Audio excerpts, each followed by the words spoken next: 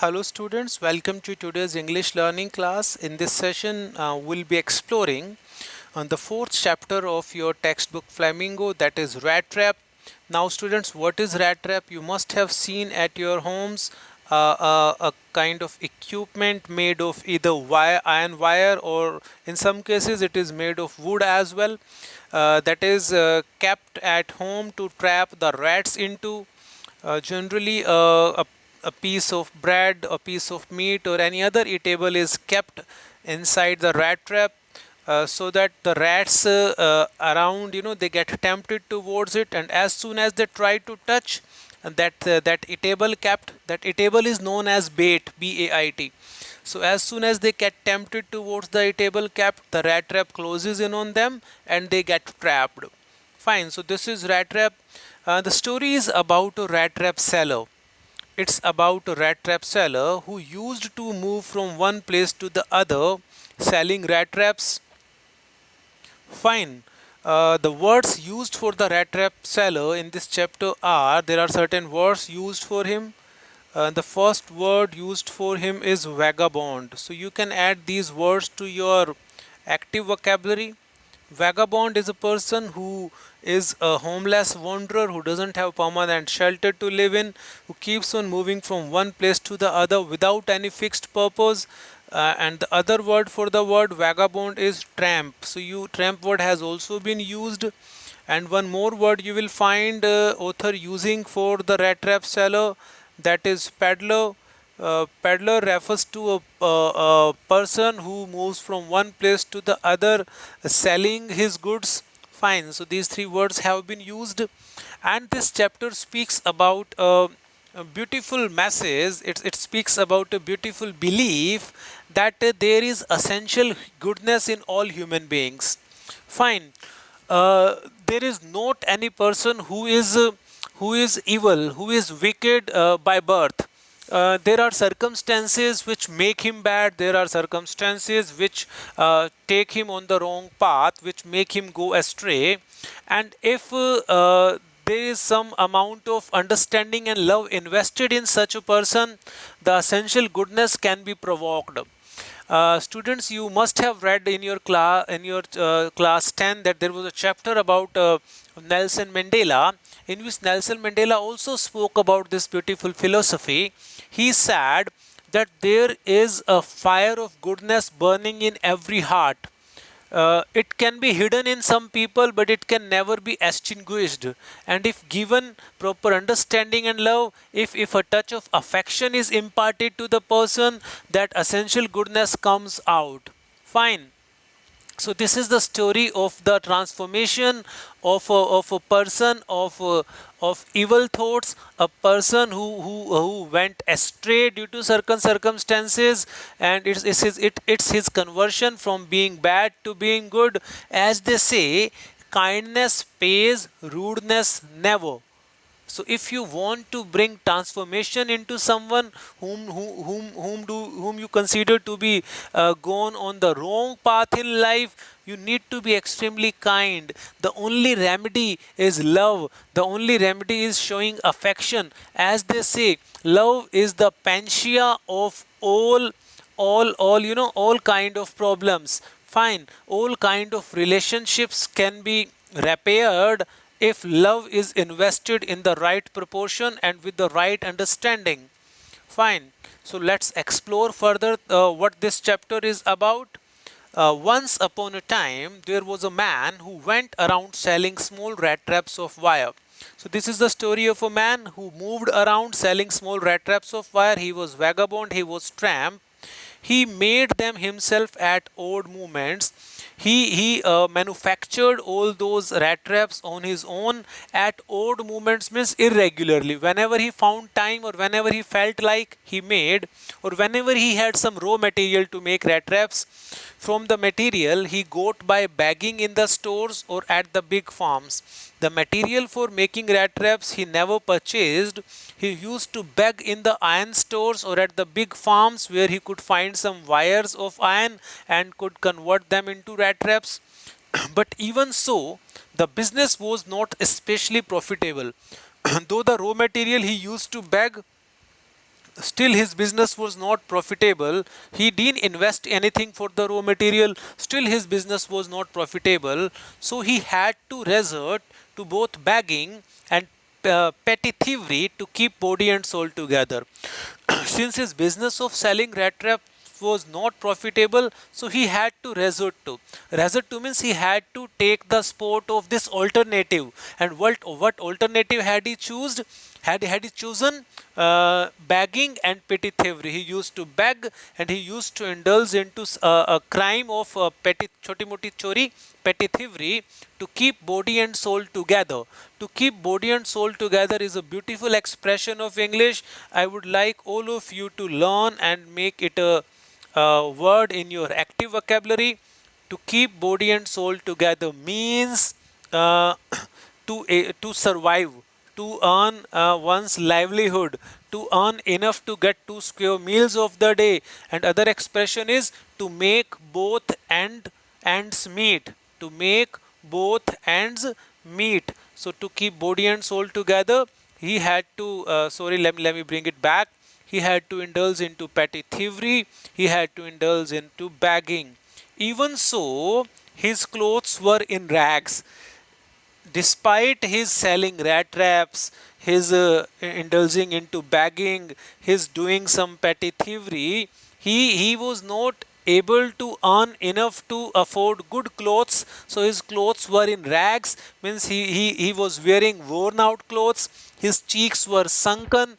Sunken cheeks symbolize malnutrition, that he didn't earn enough to get 2 square meals of the day.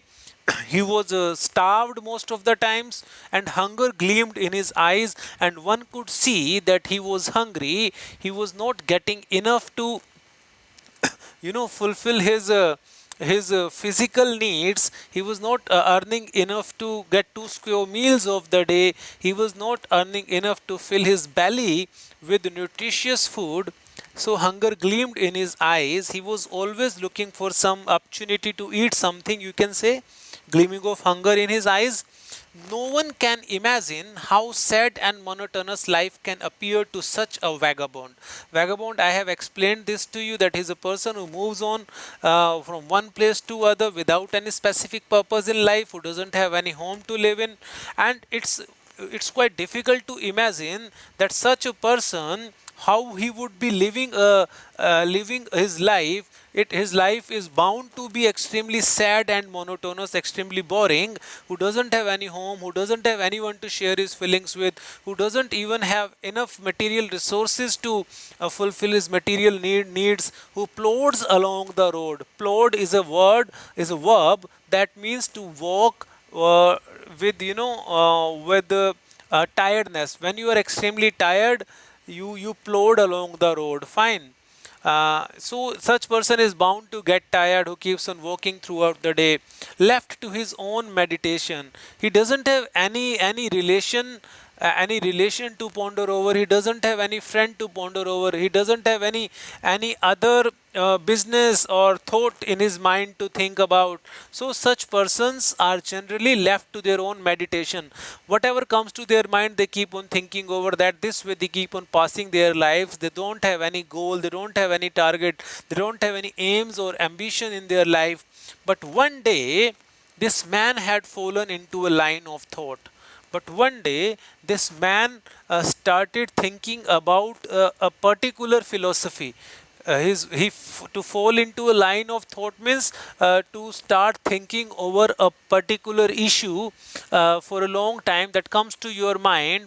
Like suppose on a particular day we may start thinking that if everybody on this planet becomes honest, what would happen? And you keep on thinking about that particular thought. So you fall into that line of thought that all the people on this world are honest, and then you keep on imagining then what would happen further. So he also fell into a line of thought which really seemed to him entertaining, and the line of thought his mind fell into, the philosophy his mind started thinking over, seemed to be quite entertaining to him, seemed to be quite amusing to him. He had naturally been thinking of his rat traps. So he had been thinking about his rat traps actually, and when suddenly he was struck by an idea, there came an idea in his mind. Means he was struck by an idea that the whole world about him, the whole world with its lands and seas, its cities and villages was nothing but a big rat trap. You know, he compared the entire world with his rat trap. He thought that the entire world functioned exactly as the rat trap worked. So he found a metaphor. He here found a metaphor in which he compared the world around us with a rat trap, and he had certain solid reasons of this comparison. It had never existed for any purpose than to set baits for people. He thought the purpose of the existence of the world was only to trap people, to set baits for people. Baits, I have explained you, whatever is kept inside the rat trap to trap the rats is a bait. It may be a piece of bread, it may be a piece of meat, it may be a piece of chapati, or it may be a piece of cheese, anything.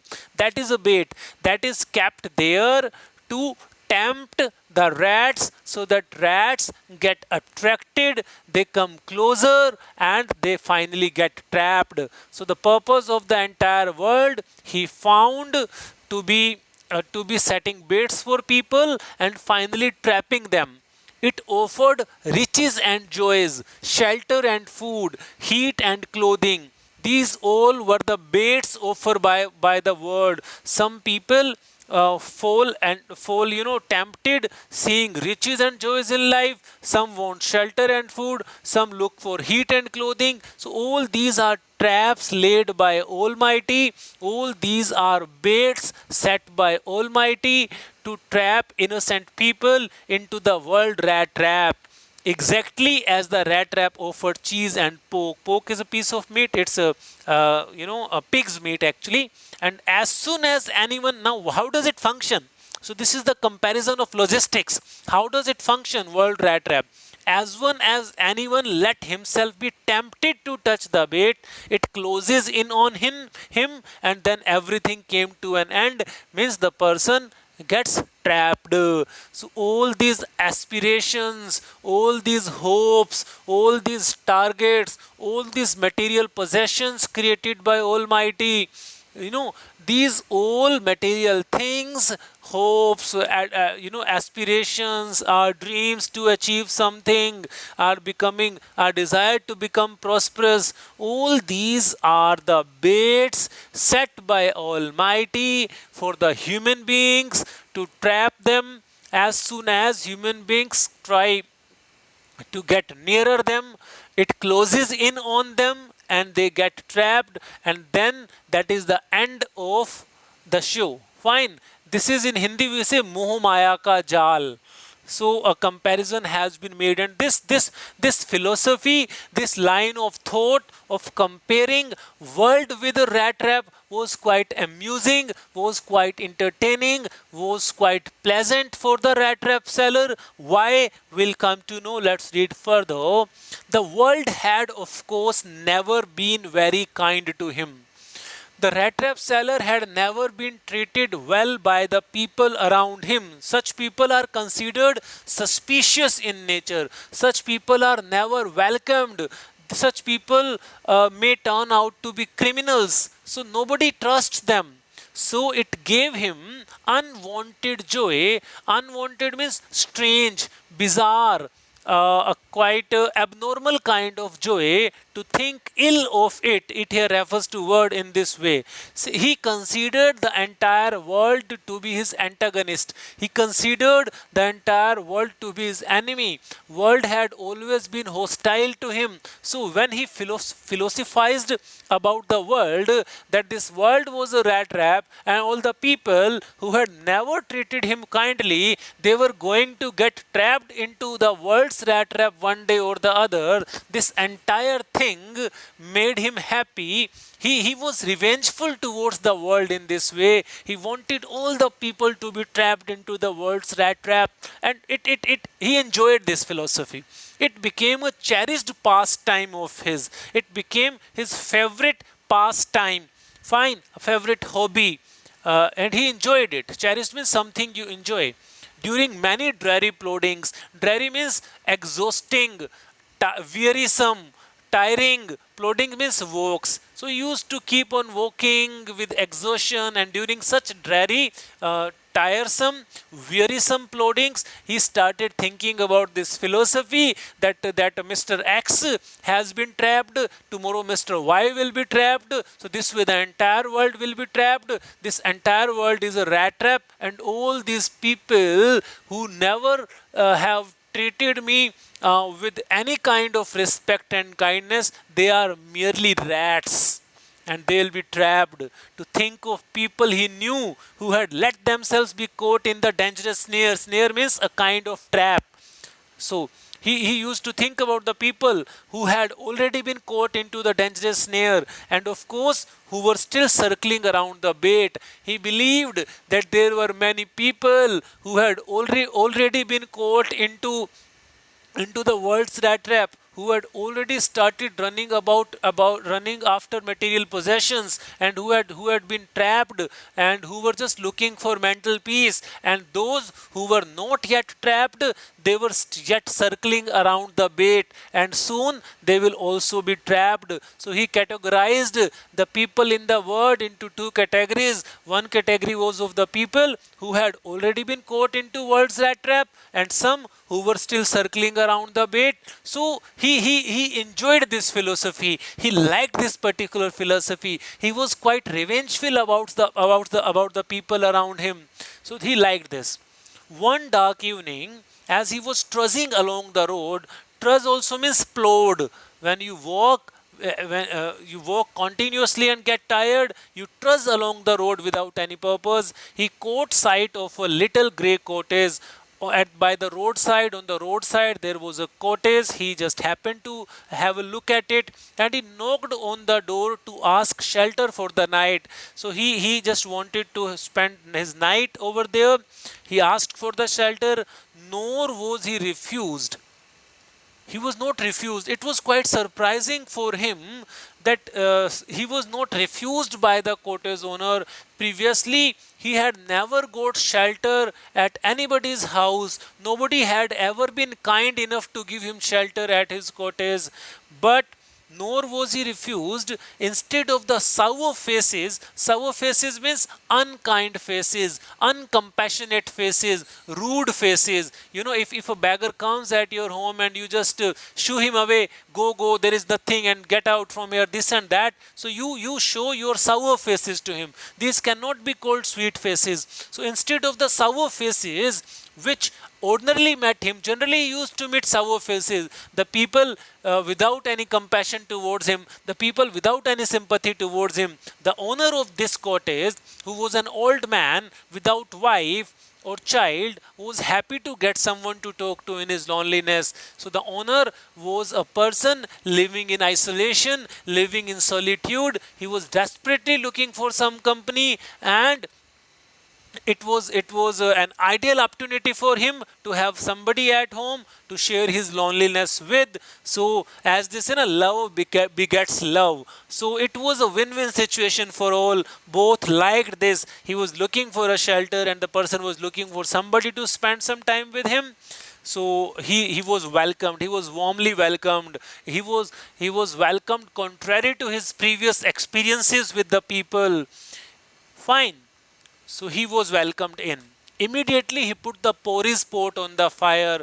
So the host in this case was the old man who lived in a cottage in isolation. He was quite happy to have a guest to serve.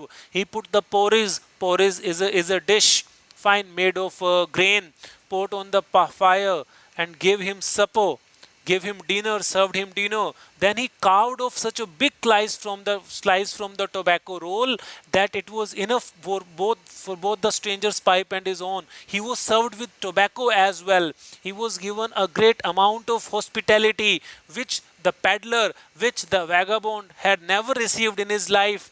Finally, He got out an old pack of cards and played Majalis. It's a game played with cards with his guest until bedtime. So they enjoyed it. They enjoyed each other's company, and it might have been a quite a pleasant time. It might have been a party time for the peddler, that he had found such a kind man who not only offered him food to eat, rather who served him with tobacco, who played cards with him. So it was a beautiful hospitality. It was a great hospitality shown towards the guest by the host, and it was a novel experience for the person who had never been treated. So, my dear students, let's call it a day here. This is you have to read on your own. You have to go through the this part of the chapter word for word, and explore your own version of something that might have been hidden in my explanation. This is the beauty of the language. The more we get into its depth, the more treasure we are going to find. Thank you so much. Take a good care of yourself.